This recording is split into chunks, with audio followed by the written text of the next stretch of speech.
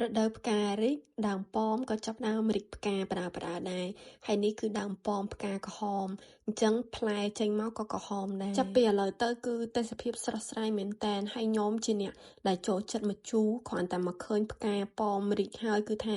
មានការឃ្លានម្ជូរជាខ្លាំងប៉ុន្តែ 3-4 ខែទៀតបានមានផ្លែឲ្យញ៉ាំសម្រាប់ដើមដែលបងប្អូនឃើញទាំងអស់ដែលខ្ញុំថតក្នុងវីដេអូនេះគឺសុទ្ធតែដើមប៉ោមទាំងអស់ហើយផ្លែគេខ្ជូតទៅណាចាំមើលពេលចេញផ្លែខ្ញុំថតជូនបងប្អូនទស្សនាម្ដងទៀតតែមកបង្ហាញដើមប៉ោមបងប្អូនពីដំបូងនេះគឺមកបិឆោតទេតែជាក់ស្ដែងនេះគឺខ្ញុំមកញ៉ាំសាច់អាំងទេមិនកុំមិនថងមកថតដើមប៉ោមទេសម្រាប់បងប្អូនអ្នកដែលទស្សនាវីដេអូរបស់ខ្ញុំមកឃើញខាងបងប្អូនខ្ញុំនេះញ៉ាំសាច់អាំងរហូតញ៉ាំឡើងគាត់មើលហ្នឹងក៏តលាន់ដែរតែក៏សូមអធិស្ឋានផងបងប្អូនហើយធ្វើមិនទេ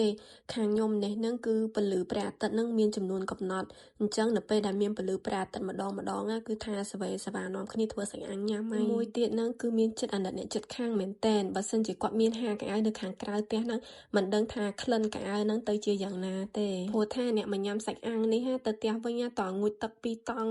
បានអស់ក្លិនផ្សែងសាច់អាំងតែហេងវិញដោយសារតែកន្លែងដែលខ្ញុំនៅហ្នឹងគឺជាតំបន់មួយដែលលក្ខណៈថាជីក្រុងអញ្ចឹងពីផ្ទះមួយទៅផ្ទះមួយរៀងសល់ចម្ងាយដែរអញ្ចឹងអីដែលខ្ញុំល្អូមុនហ្នឹងគឺវាមិនជាបញ្ហាណាទេហើយនេះបងប្អូនគឺទស្សនវិជ្ជានៅលើភ្នំតែម្ដងផ្ទះនៅលើភ្នំតែម្ដងទេសភាពដឹងស្អាតកម្មវិធីសាច់អាំងបានបញ្ចប់ហើយមកផ្ទះវិញងូតទឹកសក់អត់ទាន់ស្ងួតផងម៉ាក់ខឲ្យទៅយកពងទាកូនដែលបានកំងគេកំងឡើងយូរហើយឡើងផ្លេចថាខ្លួនឯងបានកំងពងទាកូនហើយអញ្ចឹងគឺថាអត់អាចចាំយូរបានទៀតទេបងប្អូនព្រោះថាតាទុកមួយថ្ងៃទៅមួយថ្ងៃទៀតគឺថាកូននឹងអាចធំសួរទេគឺញាស់រត់ពេញផ្ទះហើយអញ្ចឹងយើងត្រូវតែចាប់ស្ងោរទាំងយប់តែម្ដងសម្រាប់គ្រឿងក្រៅដូចតែគេដូចតែឯងបងប្អូនអីដែលយើងអត់បានហ្នឹងគឺថាមានក្រូចឆ្មាស្លឹកក្រៃហើយនឹងស្លឹកក្រូចសើចហើយមានខ្ទឹមហើយដាក់គ្រឿងក្រៅតិចតួចដើម្បីយកជាតិនៅពេលដែលយើងស្ងោរហើយរូបមន្តនេះគឺអ្នកម្ដាយប្រាប់មកខ្ញុំលើកទី1ដែលខ្ញុំស្ងោរពងទាកូនរាល់ដងចេះតែញ៉ាំអត់ដែលបានចេញធ្វើទេតែដល់ពេលលើកនេះពងទាកូនមកទាំងយប់ហើយម៉ាក់ខ្ញុំគាត់សម្មានបាត់ហើយអញ្ចឹងហើយ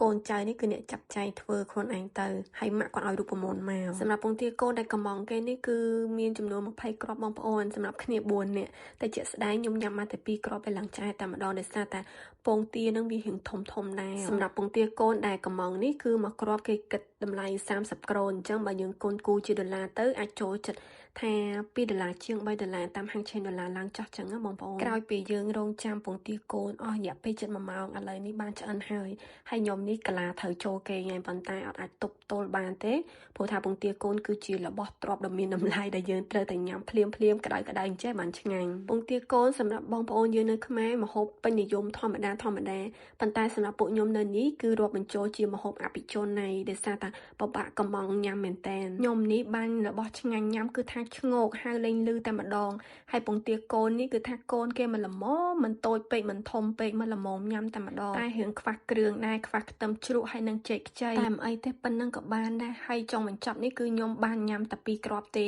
ទៅ3គ្រាប់អត់រួចទេគឺឆ្អែតតឹងពោះតែម្ដង